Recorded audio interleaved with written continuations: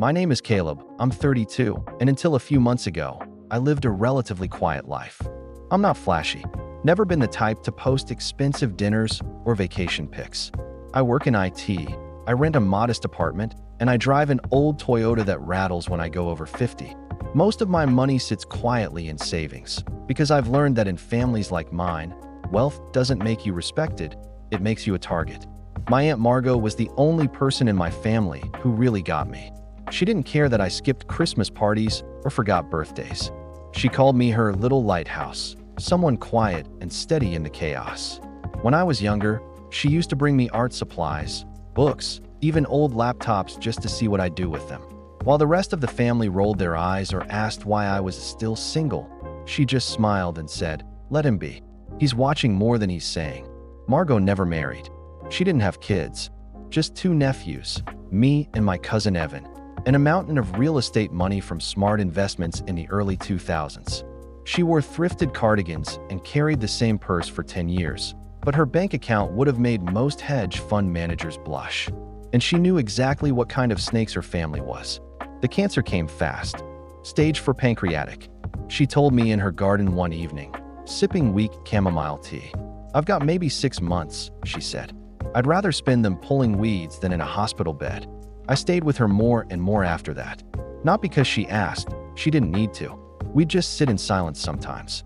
She told me stories I'd never heard, shared recipes she never wrote down, and in one quiet moment said, "I left you something. Don't tell anyone. Don't even look for it right away. Just trust me." When she passed, the funeral was small. I gave the eulogy. Evan showed up late and left early, muttering something about a meeting in Miami.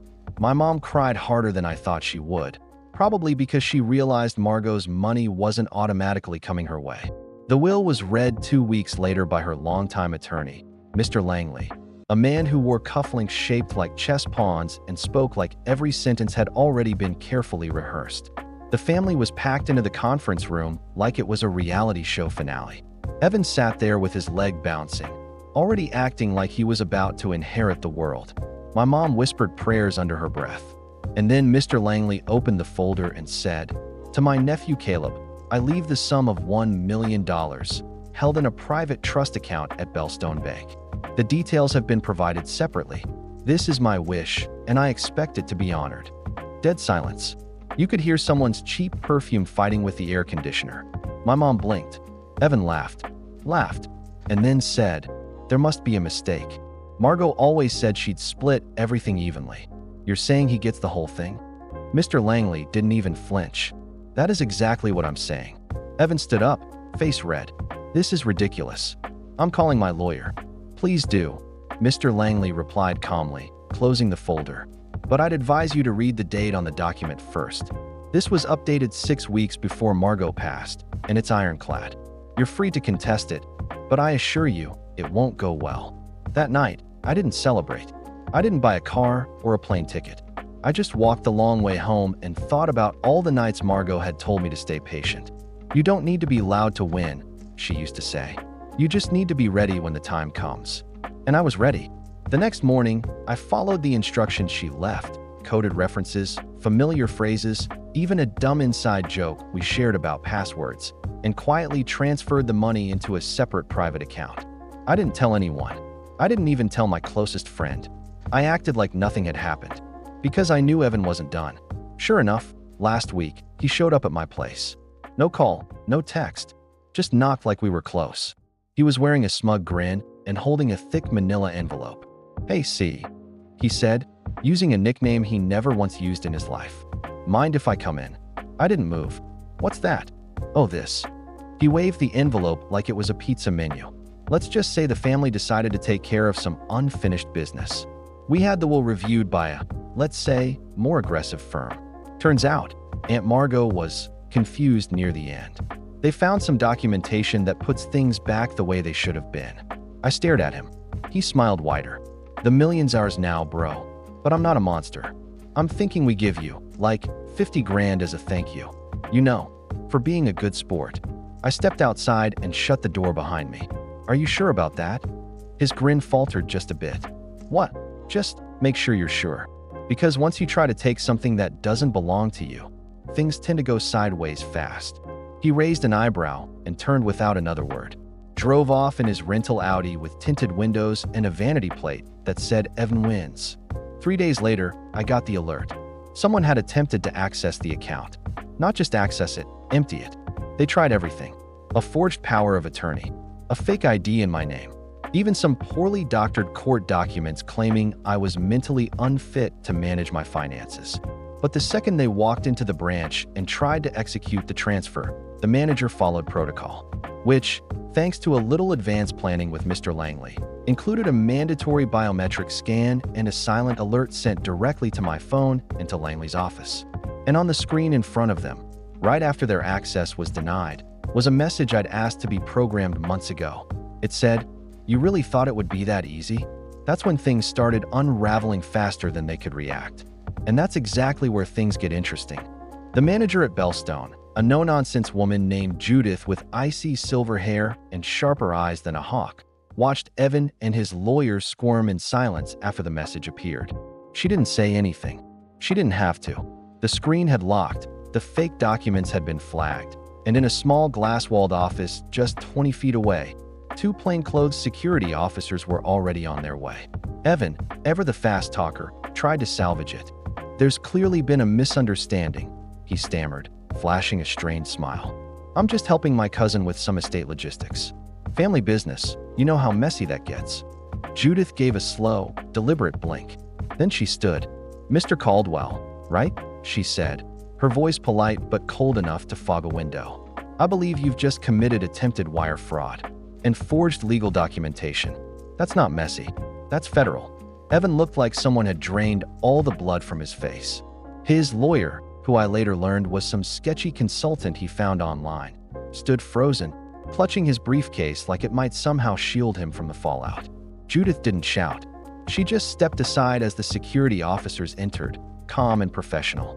Evan tried to argue, then to plead, then to leave, but the doors had been locked. I watched the footage later. Yes, I got a copy of him being let out of the bank, still sputtering about how this was all a big mistake, trying to spin a story to the officers like he was the victim of some elaborate scam. He called me that night. I didn't answer. Then he called my mom. She did what she always does, panicked, cried, and tried to guilt me into fixing everything. "Caleb, just talk to him. He made a mistake. He didn't mean to steal from you. You know how desperate he's been since his app flopped." His app, right. The one he raised money for on Kickstarter and spent mostly on marketing and networking trips to Ibiza. The same app that never launched because he couldn't find the right developer. Funny how that works. "I'm not fixing this," I told her. "And you shouldn't either. But he's your cousin. He tried to steal $1 million.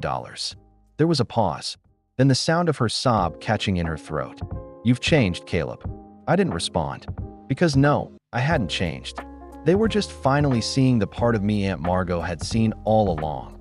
The part that didn't let people walk all over me. Didn't let family excuse betrayal. Over the next week, things spiraled. Fast. Evan was released pending investigation, but the charges were very real. Bellstone's legal team wasn't about to let it slide, and Mr. Langley had filed a cease and desist against Evan's so-called estate review team within 24 hours.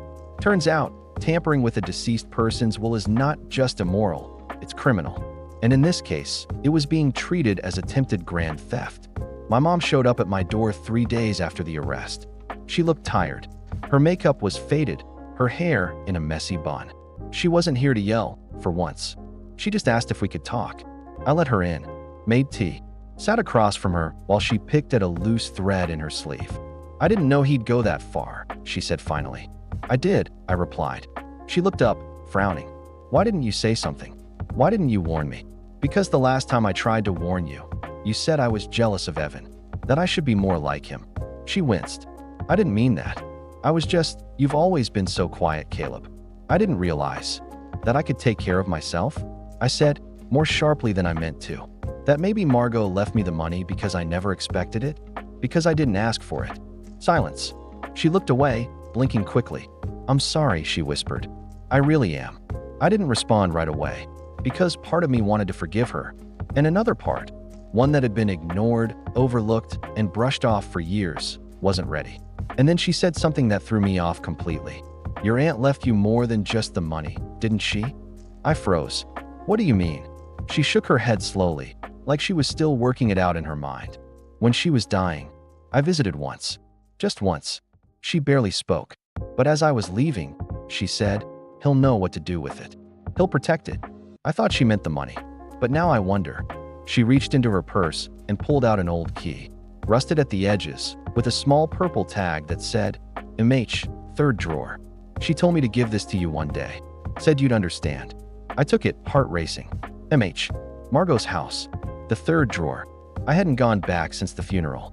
I couldn't bring myself to. But now I had to. Because whatever was in that drawer, Margot meant for me to find it after all this. And something told me it wasn't just about money anymore. I barely slept that night. I must have turned the key over in my hands 100 times, trying to decode it like it was a puzzle. MH, third drawer. It was typical Margot, never one for grand gestures or long-winded letters. She believed in symbols, subtlety. She always said if something mattered, you'd feel it before you understood it. The next morning, I drove out to her house. She lived just outside the city in a brick one-story with ivy creeping along the side like nature was slowly hugging it to sleep. Everything about the place looked exactly as she left it. The wind chimes she'd hung from the porch still tinkled in the breeze. Her ceramic cat statues still lined the front windowsill like an odd little army. And the key fit perfectly into the back door lock, the one she always said, only the people who matter should use. I stepped inside. The air smelled faintly of lavender and cedar, with just a whisper of dust. I didn't turn on the lights. I didn't need to. The sunlight streamed through the lace curtains, just enough to guide me to the hallway, where she kept her old roll-top desk. That desk had been with her forever, since long before I was born. I remembered being a kid, sneaking peeks at it while she wrote checks or drafted letters in perfect cursive. The third drawer down on the right was always locked. She used to pat it and say, "That one's for later." I guess later had finally come. I slipped the key into the lock. It clicked softly, like it had been waiting. I pulled the drawer open slowly. Inside was a leather folder, aged but well cared for. Beneath it, a flash drive in a labeled case. And under that, a photograph.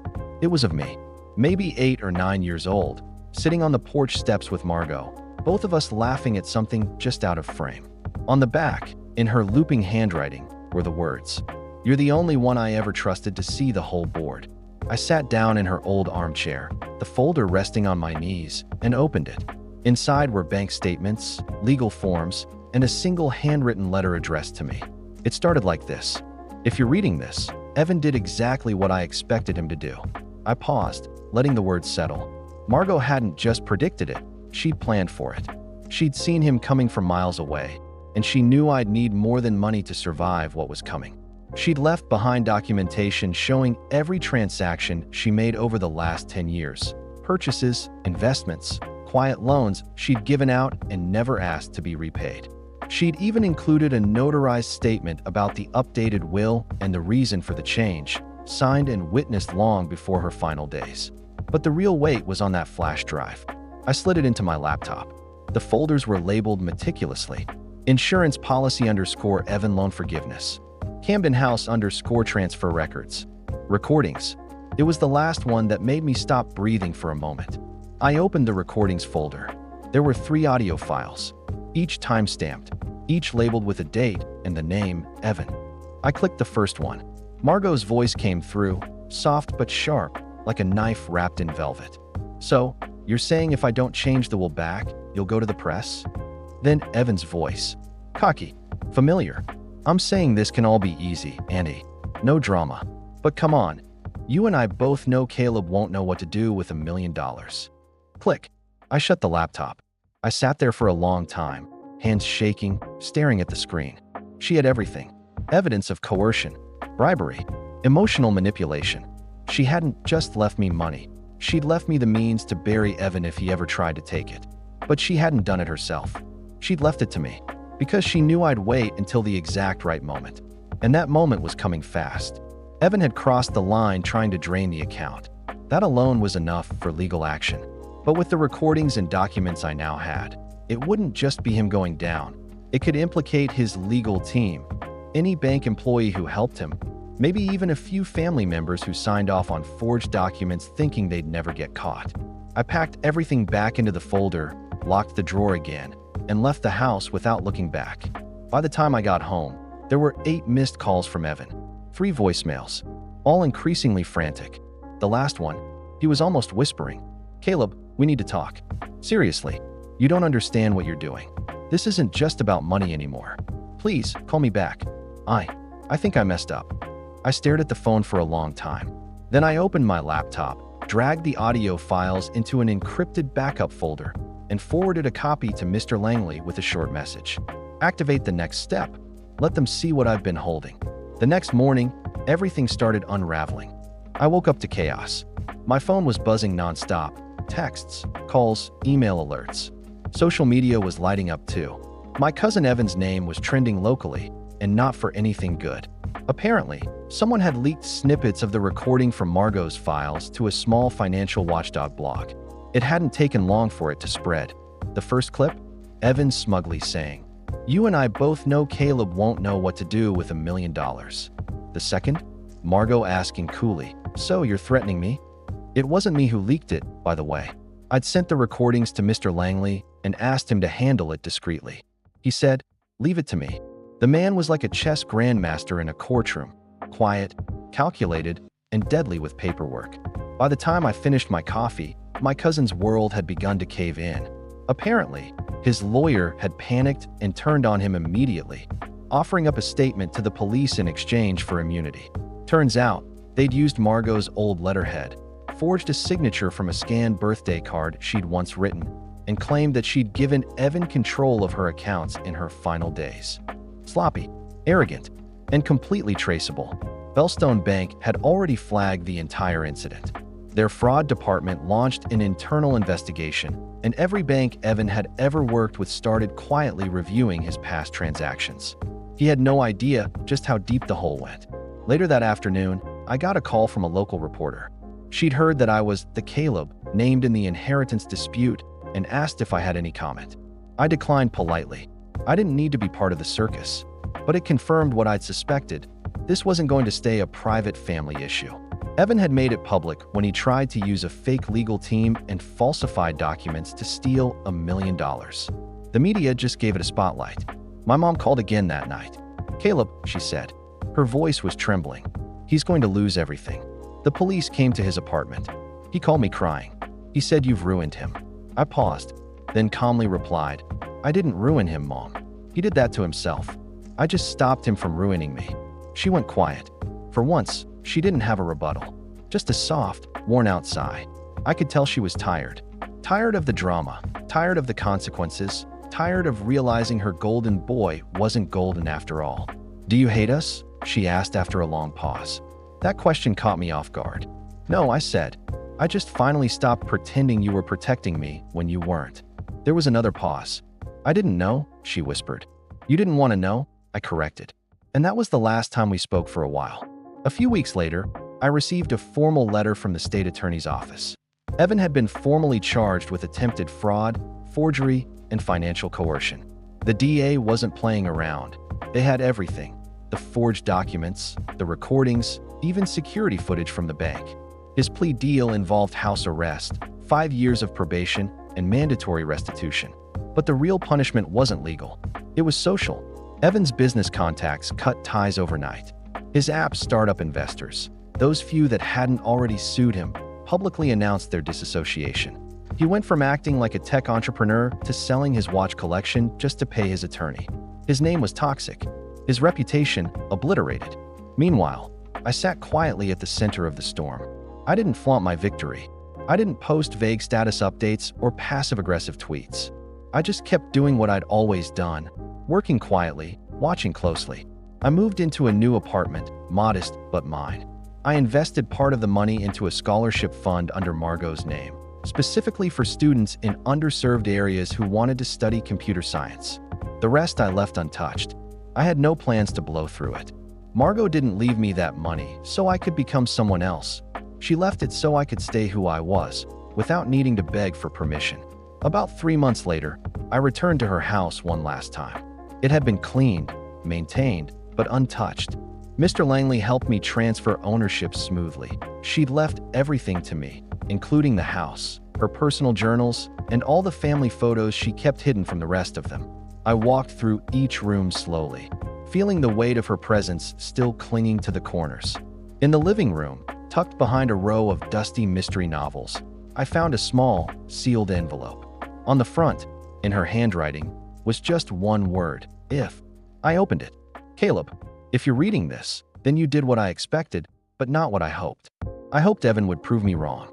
I hoped your mother would finally see you for who you are. But if they didn't, I knew you'd be ready. You always saw the board. You always played the long game. You were never loud, but you were always listening. Don't let this make you cold. Don't let them turn you bitter. Keep your hands clean and your heart soft. And if you ever wonder why I left it all to you, it's because you were the only one who never asked. Love, Margot. I sat on the floor and cried. Not out of relief, not out of pride, but because I missed her. Because even after everything, all the drama and betrayal and revenge, I would have traded it all for one more quiet evening on her porch, sipping tea and watching the sun go down. In the end, I didn't destroy my cousin. He destroyed himself. All I did was hold up the mirror. And finally, he had to look. As for the rest of my family, they stayed distant. A few half-hearted texts over holidays, maybe a birthday message from my aunt asking how I was doing with all that money. But it never felt real. It never felt honest. And I was okay with that. Because for the first time in my life, I had something they couldn't touch: peace. And no amount of inheritance, manipulation, or fake smiles could ever buy that.